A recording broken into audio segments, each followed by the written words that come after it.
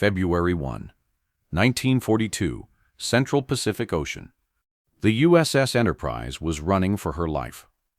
Just 8 weeks after Pearl Harbor turned America's Pacific Fleet into twisted metal and burning oil, the Big E had struck back, launching the first offensive carrier raid of the war against Japanese bases in the Marshall Islands. Now, as she retreated at flank speed, 5 twin-engine Mitsubishi G3M bombers were screaming toward her at 10,000 feet. Every anti-aircraft gun on the ship opened up. Tracers stitched the sky. 4 of the bombers dropped their payloads, all misses and peeled away, heading for home. But the 5th bomber didn't turn. Lieutenant Kazuo Nakai's plane was already dying. F-4F Wildcats had torn into it during the approach, and smoke poured from the fuselage. Nakai knew he'd never make it back to base, so he made a decision that wouldn't become common for another 2 years. He aimed his burning aircraft directly at the Enterprise's flight deck. On the catwalk below, a 25-year-old aviation machinist named Bruno Gaido watched the bomber grow larger with each passing second. Every gun on the ship was firing, but the plane kept coming, close enough now that Gaido could see the flames licking from the engine cowling. The anti-aircraft fire wasn't working. In about 10 seconds, that bomber would crash into the flight deck, and the Enterprise, America's most valuable warship in the Pacific, would burn. Bruno Gaido did the only thing he could think of. He ran, not away from the danger, toward it. Gaido sprinted across the open flight deck, directly into the path of the incoming kamikaze, and scrambled into the rear seat of a parked SBD Dauntless dive bomber. He grabbed the twin 30-caliber machine guns, swung them toward the approaching inferno, and opened fire. What happened next would become one of the most extraordinary acts of individual bravery in naval aviation history. But Bruno Gaido's story was only beginning. Bruno wanted to join the Navy immediately. The military offered steady pay, 3 meals a day, and something more valuable to a young man from a working-class family, purpose. But his father said no. John Gaido thought his son was too young, just 18. He'd seen enough of the world to know what military service could do to a man, and he wanted Bruno to wait. For 6 long years, Bruno bounced between odd jobs on farms and in a brewery, watching the news from Europe and Asia grow darker, month after month. Germany rearming, Japan on the march. By 1940, even his cautious father knew war was coming. In October that year, he finally relented, and Bruno enlisted in the Navy. After boot camp, Gaido was assigned to Naval Air Station Pearl Harbor on Ford Island, the heart of the Pacific Fleet's aviation operations. There, he began training as an aviation machinist, learning to maintain the complex engines that kept Navy aircraft in the sky. In July 1941, he was temporarily assigned to Scouting Squadron 6, which flew Douglas SBD Dauntless dive bombers from the aircraft carrier USS Enterprise. The assignment was supposed to be temporary, just long enough to learn the basics of carrier aviation. But Bruno Gaido had a way of making himself indispensable. The Dauntless was a 2-seat aircraft. The pilot sat up front, controlling the dive bomber during its near-vertical attacks on enemy ships. The radio man-gunner sat in the rear, operating the radio and manning the twin 30-caliber machine guns that provided rear defense against enemy fighters. As a machinist, Gaido's job was to keep the planes flying. But he also qualified as a rear-seat gunner and quickly developed a reputation for something the Navy valued above almost everything else: toughness. One incident in particular became legend among the Enterprise's air group. In June 1941, a newly reported pilot named Lieutenant Norman Kleiss climbed into his SBD Dauntless to make his first carrier landing. This was one of the most dangerous maneuvers in naval aviation, trying to drop a heavy aircraft onto a pitching deck barely 800 feet long, snagging one of the arresting wires with a tailhook while approaching at over 70 miles per hour. Standard procedure for carrier qualification flights was to fly solo, with sandbags in the rear seat to simulate the weight of a gunner. That way, if something went wrong, If the pilot missed the wires and went over the side, or slammed into the crash barrier, or spun off the deck, only one man would die instead of two. When Kleiss climbed into his cockpit, he expected to find sandbags. Instead, he found Bruno Gaido. Gaido was already strapped in, manning the rear guns, a slight grin on his face. "What the hell are you doing here?" Kleiss demanded. "This is my qual flight. Get out." Gaido didn't move. "You got wings, don't you?" he said. Kleiss tried to argue, tried to explain the danger, tried to order Gaido out of the aircraft. But Gaido just sat there, completely calm, completely confident, waiting for the pilot to stop talking and start flying. Kleiss would later say that Gaido's confidence transformed his own mindset. If this machinist believed in him enough to risk his life on a qualification flight, then maybe Kleiss could believe in himself too. He made 6 perfect landings that day. Dusty Kleiss would go on to become one of the most decorated dive bomber pilots of World War II, the only pilot to score direct hits on 3 different Japanese ships at the Battle of Midway, all of which sank. He received the Navy Cross and lived to be 100 years old. But he never forgot the machinist who believed in him when it mattered most. On the morning of December 7, 1941, Bruno Gaido was not at Pearl Harbor. He was 200 miles away, aboard the USS Enterprise, returning from a mission to deliver Marine fighter planes to Wake Island. The carrier had been scheduled to arrive in Pearl Harbor on December 6, but heavy weather had delayed her by 1 day. That delay saved the Enterprise and possibly changed the course of the war. When news of the attack reached the Big E, her aircraft launched immediately, searching for the Japanese fleet. They didn't find it. The 6 Japanese carriers had already disappeared into the vast Pacific, leaving behind the burning wreckage of Battleship Row. Enterprise scout planes arrived over Pearl Harbor during the attack itself, and several were shot down, some by Japanese Zeros, others by friendly fire from panicked American gunners who shot at anything in the sky. That evening, the Enterprise crept into Pearl Harbor in darkness. Her crew saw what the Japanese had done, the Arizona still burning, the Oklahoma capsized, the fleet they'd trained with for years reduced to twisted steel and floating oil. "Where in hell were you?" angry voices called from the docks. "You'd better get the hell out of here before the Japs come back and nail you too." They refueled in the shadow of burning ships, working through the night, and by 0600 the next morning, Enterprise had cleared the harbor channel and returned to the vast Pacific. It was December 9, 1941. America was at war, and the Enterprise, one of only 3 operational carriers in the Pacific, was the tip of the American spear. The weeks after Pearl Harbor were brutal, one outpost after another. Wake, the Philippines, Hong Kong, much of Southeast Asia, fell to Japan in rapid succession. With the battleships wrecked at Pearl Harbor, only a handful of carriers stood between Japan and the rest of the Pacific. Admiral Chester Nimitz knew he couldn't change the whole war overnight, but he could hit back, if only to show America it could still fight. On January 11, 1942, Enterprise departed Pearl Harbor as part of Task Force 8, under the command of Vice Admiral William Bull Halsey, one of the most aggressive naval commanders in American history. Their target, the Marshall Islands, where Japan had established air and naval bases that threatened American shipping lanes.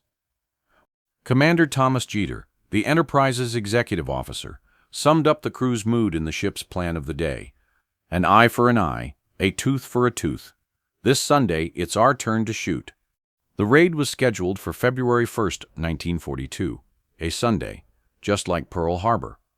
It would be America's first offensive action of the Pacific War. The raid on the Marshall Islands began before dawn. Enterprise launched 36 SPD Dauntless dive bombers against Kwajalein, Wachi, and Malawalap atolls. The attacks caught the Japanese by surprise, destroying aircraft on the ground, sinking ships in the harbors, and wrecking shore installations. It was payback. Small payback, but payback nonetheless. But the Japanese struck back.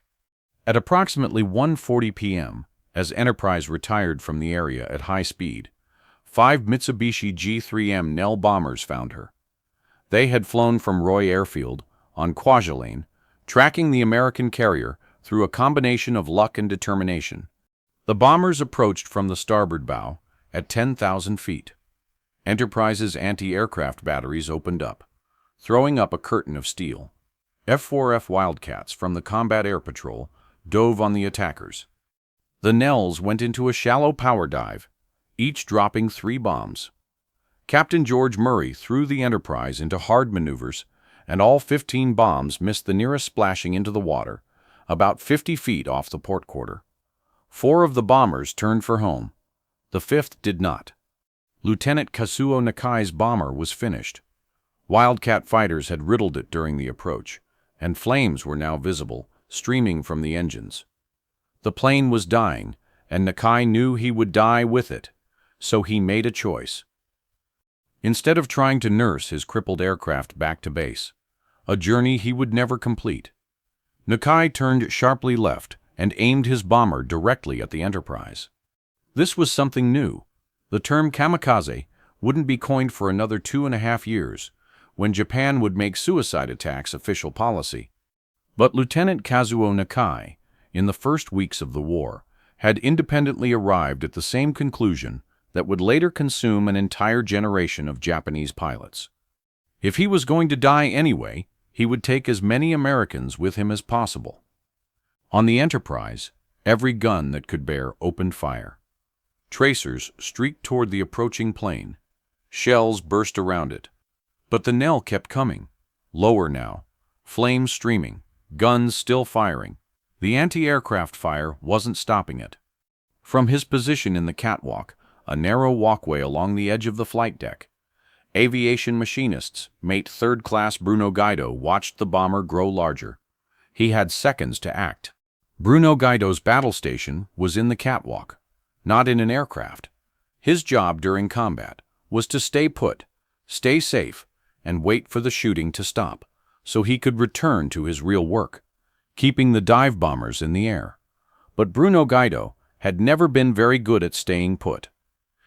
As the burning bomber closed in, Gaido did something that made absolutely no sense by any rational calculation.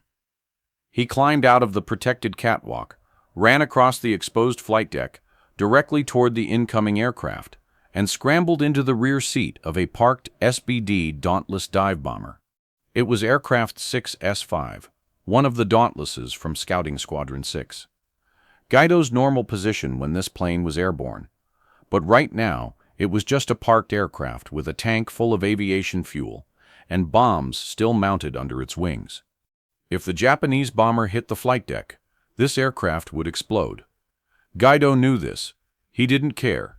He grabbed the twin .30 caliber machine guns, swiveled them toward the approaching bomber, and opened fire. From Admiral Halsey's position on the bridge, the scene was surreal. Amid the chaos of anti-aircraft fire and maneuvering, one man had run toward the danger instead of away from it. Now he was standing in the rear seat of a parked dive bomber, firing point blank at a burning Japanese aircraft that was about to crash into the ship. Witnesses would later describe it as a personal duel, the Japanese pilot and the American machinist trading fire in the final seconds before impact. Gaido stood to depress his guns, aiming down into the low-flying bomber's cockpit. Tracers poured from his weapons directly into the glass and metal of Nakai's aircraft. At the last moment, Captain Murray ordered another hard turn to starboard. The combination of the ship's maneuver and Gaido's fire pouring rounds directly into the cockpit caused the bomber to lose control. Instead of slamming into the flight deck, the Nell's right wing clipped the tail of Gaido's SBD. The impact sheared the tail clean off, 3 feet from where Gaido was still firing. The broken Dauntless spun toward the edge of the flight deck. The Japanese bomber's wing separated from the fuselage and skidded into the port catwalk, fuel from its ruptured tanks drenching the ship forward to the island superstructure. Lieutenant Nakai's aircraft, finally done, plunged into the sea off Enterprise's port quarter and disappeared beneath the waves. But Bruno Gaido wasn't finished. Still in the rear seat of his wrecked aircraft, which was now teetering on the edge of the flight deck, Gaido kept firing into the wreckage of the bomber as it settled into the sea. Then, when there was nothing left to shoot at, he calmly grabbed the SBD's fire extinguisher and used it to put out a pool of burning aviation fuel that the Japanese plane had left on the deck. Only then did he climb out of the shattered aircraft. And then Bruno Gaido did something that, in retrospect, was completely in character. He disappeared. As soon as the immediate crisis was over, Bruno Gaido slipped into the ship's interior and vanished into the maze of compartments and passageways that made up the Enterprise's lower decks. He wasn't looking for congratulations. He was hiding. Gaido was convinced he was going to be in trouble. He had abandoned his assigned battle station. He had climbed into an aircraft without orders. He had done exactly what a good sailor was never supposed to do: act on his own initiative without authorization from his superiors. In the pre-war Navy, that kind of thing could get you court-martialed. But Vice Admiral William Bull Halsey was not a pre-war admiral. Halsey had watched the entire incident from the bridge. He'd seen the machinist run across the deck, climb into the parked aircraft, and pour fire into the approaching bomber. He'd seen the tail get sheared off 3 feet from where Gaido was standing. He'd seen the young man calmly extinguish the fire and then disappear into the ship. Who was that man? Halsey demanded. No one on the bridge knew. Find him, Halsey ordered, and bring him to me. A search party was dispatched into the ship. It took them a while to find Gaido. He'd hidden himself well, but eventually they tracked him down and brought him to the bridge. Gaido stood at attention before the admiral, certain he was about to be punished. Instead, Halsey smiled. "Consider yourself promoted," the admiral said. On the spot, without paperwork or formal ceremony, Bruno Gaido was advanced from Aviation Machinist's Mate 3rd Class to Aviation Machinist's Mate 1st Class, a promotion that would normally take years of service and multiple evaluations. Halsey did it with a handshake. The entire crew of the Enterprise credited Gaido with saving the ship. If that bomber had hit the flight deck, loaded with aircraft, fuel, and ammunition, the resulting explosion and fire could have been catastrophic. The Big E might have been lost, and with her, hundreds of American lives. Bruno Gaido also received a commendation from Secretary of the Navy Frank Knox, citing his extraordinary courage and disregard for his own safety. But Gaido being Gaido, he probably would have preferred to skip all the attention. He just wanted to get back to work. The months after the Marshall Islands raid were busy ones for the Enterprise and her crew. In late February, the Big E struck Wake Island, the same island where Marines had fought desperately before being overwhelmed by the Japanese. In March, she attacked Marcus Island, just 1,000 miles from Tokyo. In April, she provided cover for the Doolittle raid, escorting the USS Hornet close enough to Japan to launch 16 B-25 bombers against Tokyo itself. The raids didn't change the strategic situation. Japan was still winning everywhere, but they proved that America could strike back, and they made Bruno Gaido a minor celebrity among the Enterprise's crew. Everyone on the ship knew the story of the machinist, who had run toward the kamikaze, but Gaido didn't let the attention change him. He continued his work as a machinist and gunner, flying missions whenever VS-6 needed him. His reputation for toughness only grew. Then came Midway. In late May 1942, American codebreakers uncovered Japan's next move, a massive strike against tiny Midway Atoll, using the same 4 carriers that had hit Pearl Harbor: Akagi, Kaga, Soryu, and Hiryu. If Midway fell, Hawaii itself could be threatened. Admiral Nimitz decided to gamble everything. He rushed Enterprise, Hornet, and the hastily repaired Yorktown to a point northeast of Midway, hoping to ambush the Japanese fleet. On the morning of June 4, 1942, Bruno Gaido climbed into the rear seat of an SBD Dauntless piloted by Ensign Frank Woodrow O'Flaherty. Their target was the Japanese carrier Kaga, one of the largest and most powerful warships in the world. The morning of June 4, 1942, began with disaster for the Americans. Wave after wave of American aircraft attacked the Japanese fleet. Torpedo bombers from all three carriers, Marine dive bombers from Midway itself, even Army B-17s. Almost all of them were destroyed. Torpedo Squadron 8 from the USS Hornet was completely wiped out. Of 30 men, only one survived. But the sacrifice of the torpedo bombers served a purpose. Their attacks drew the Japanese combat air patrol down to sea level, leaving the sky above the carriers undefended. At 10:20 a.m., dive bombers from Enterprise and Yorktown arrived over the Japanese fleet at 20,000 feet. The Japanese carriers were caught at the worst possible moment. Their flight decks were crowded with aircraft being fueled and armed for a counterstrike. Bombs and torpedoes lay exposed. Aviation fuel lines snaked across the decks. The American pilots pushed over into their dives. Bruno Gaido felt the Dauntless pitch forward into a nearly vertical descent. The horizon tilted crazily as O'Flaherty aimed their aircraft at the Kaga below. Gaido couldn't see forward. He was facing backward, scanning for Japanese fighters, but he could feel the gravity pressing him into his seat as they plummeted toward the enemy carrier. At 1,500 feet, O'Flaherty released their bomb. It was a near miss. The bomb exploded close to the carrier, but didn't hit directly. But other pilots weren't so unlucky. 4 bombs struck Kaga's flight deck, detonating among the armed and fueled aircraft. Within seconds, the carrier was an inferno. In just 5 minutes, 3 of Japan's 4 carriers, Akagi, Kaga, and Soryu, were mortally wounded, burning uncontrollably. The 4th, Hiryu, would be hit that afternoon. It was the most decisive naval victory in American history. But for Bruno Gaido, the battle was just beginning. After the attack on Kaga, O'Flaherty and Gaido joined a group of 6 SBDs, led by Lieutenant Charles Ware, heading back toward the Enterprise. But they weren't alone. 6 Japanese Zero fighters from Hiryu spotted the small formation and attacked.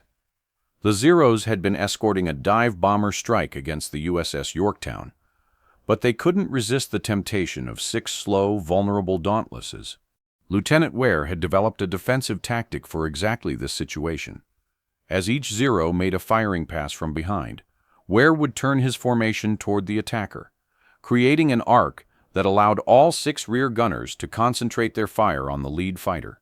Bruno Gaido and the other gunners poured fire into the attacking Zeros. 2 of the Japanese fighters were so badly damaged they had to break off. One ditched on the way back to Hiryu, and the other barely made it to the carrier. But the fight had taken its toll on O'Flaherty and Gaido's aircraft. Their SBD had been holed during either the bomb run or the dogfight with the Zeros. Fuel was streaming from the damaged tanks. The engine was drinking gas faster than it should, and there wasn't enough left to reach the Enterprise. O'Flaherty had no choice. As the other SBDs continued toward home, he put the Dauntless down in the open sea, about 20 miles from the burning Japanese carriers. The ditching was successful. O'Flaherty and Gaido scrambled out of the sinking aircraft and inflated their life raft. Ensign James McCarthy, flying in another SBD, watched them climb into the raft and noted their position before continuing toward Enterprise. Help would be sent. But help never came. The Japanese destroyer Makigumo found them first. Makigumo was a Yugumo-class destroyer, part of the screen protecting the Japanese carriers. Her crew had watched 3 of those carriers burn and sink that morning. They had watched hundreds of their comrades die in flames. When lookouts spotted the 2 American airmen in their tiny raft, floating in the debris field of the destroyed Japanese fleet, the Makigumo altered course to pick them up. Ensign Frank O'Flaherty and Aviation Machinist's mate First Class Bruno Gaido became prisoners of the Imperial Japanese Navy. What happened next was kept secret for 3 years. The Americans didn't know. The families didn't know. O'Flaherty and Gaido were simply listed as missing in action, one of thousands of such designations in the chaos of the Pacific War. It wasn't until after Japan's surrender in 1945 that American investigators gained access to Japanese naval records and learned what had happened aboard the Makigumo. For 11 days, O'Flaherty and Gaido were held aboard the Machinist. They were interrogated intensely, according to Japanese records. The Japanese wanted to know everything: the strength of the American carrier force, the disposition of ships, the defenses of Midway Island. The Japanese claimed that Gaido provided useful information about Midway's defenses, but this was almost certainly false. Bruno Gaido had never been to Midway Island. He was a carrier-based machinist and gunner. He had no knowledge of the island's defenses, troop strengths, or fortifications. Neither did O'Flaherty. Rear Admiral Samuel J. Cox, the director of the Naval History and Heritage Command, later assessed what probably happened. My assessment is that O'Flaherty and Gaido, possibly under torture, gave up plausible but phony information. Certainly, everyone who knew Gaido adamantly believed that he would not have cracked. That was Bruno Gaido, the man who had run toward a kamikaze, the man who had climbed into a parked aircraft to fight a duel with a suicide bomber, the man who had told a nervous pilot, "You got wings, don't you?" He wasn't the type to break. But on June 15, 1942, 11 days after the Battle of Midway, the Japanese decided their prisoners were no longer useful. Commander Isamu Fujita, the captain of the Machinist, received orders to dispose of the prisoners. According to Japanese accounts, assembled from interrogations of surviving crew members after the war, Fujita asked for volunteers to carry out the execution. The crew refused. Even after watching 3 carriers burn, even after the humiliation of Japan's first major defeat of the war, the sailors of the Machinist would not volunteer to murder 2 helpless prisoners. No one stepped forward. The disposal was postponed. But later that night, in the midnight hours, a small group of men were ordered, not asked, ordered, to carry out the execution. Ensign Frank O'Flaherty and aviation machinists, mate First Class Bruno Gaido, were bound with ropes, tied to weighted fuel cans, and thrown overboard into the Pacific Ocean. They drowned in darkness, somewhere in the vast waters where their dive bomber had helped destroy the pride of the Japanese Navy. Japanese accounts state that both men met their end with stoic and dignified defiance. The crew of the Machinist would have expected nothing less from Bruno Gaido. Bruno Gaido's fate remained unknown for 3 years. He was declared missing in action on July 4, 1942, and presumed dead on June 5, 1943, the first anniversary of Midway. In Milwaukee, his mother Clementina received the telegram that every parent dreaded. Her son was missing. He might be alive. He might be dead. No one knew. She never recovered. Clementina Gaido died less than 2 months after Bruno was reported missing. The family later said the stress of not knowing what had happened to her son had killed her. In April 1943, Bruno Gaido was posthumously awarded the Distinguished Flying Cross.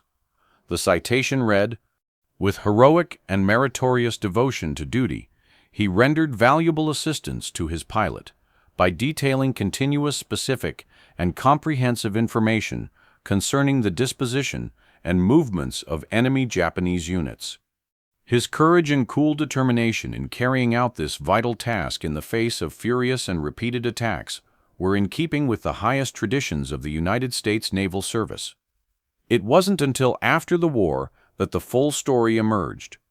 American investigators, reviewing Japanese naval records and interrogating surviving crew members from the Machinist, pieced together what had happened to O'Flaherty and Gaido. The execution was classified as a war crime, but there would be no prosecution.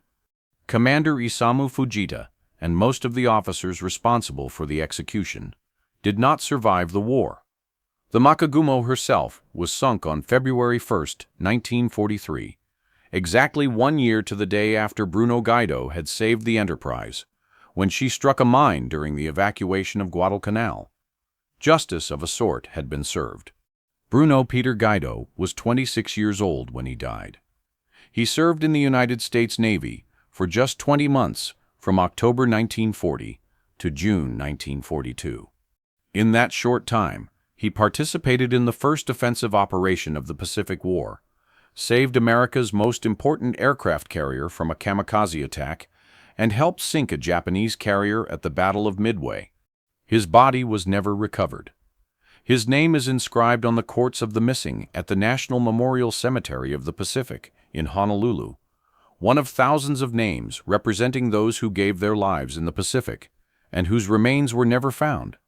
In 1996, Bruno Gaido became the first inductee into the Enlisted Combat Aircrew Roll of Honor, established aboard the USS Yorktown Museum in Charleston, South Carolina. No ship has ever been named after him, but his story lives on. Dusty Clyce, the pilot who made his first carrier landings with Gaido in the rear seat, went on to become one of the most decorated aviators of the war. He scored hits on 3 Japanese ships at Midway, all of which sank. He received the Navy Cross. He lived to be 100 years old, passing away in 2016. Before he died, Clyce wrote a memoir called Never Call Me a Hero. In it, he devoted several pages to Bruno Gaido, the machinist who believed in him when it mattered most. "You got wings, don't you?" That was Bruno Gaido, a young man from Milwaukee who wanted to serve his country. A machinist who kept the dive bombers flying, a gunner who ran toward danger when everyone else ran away. He didn't live to see the end of the war. He didn't live to see Japan's surrender, or the parades, or the celebrations. He died in darkness, bound and weighted, thrown into the same ocean where he had helped change the course of history.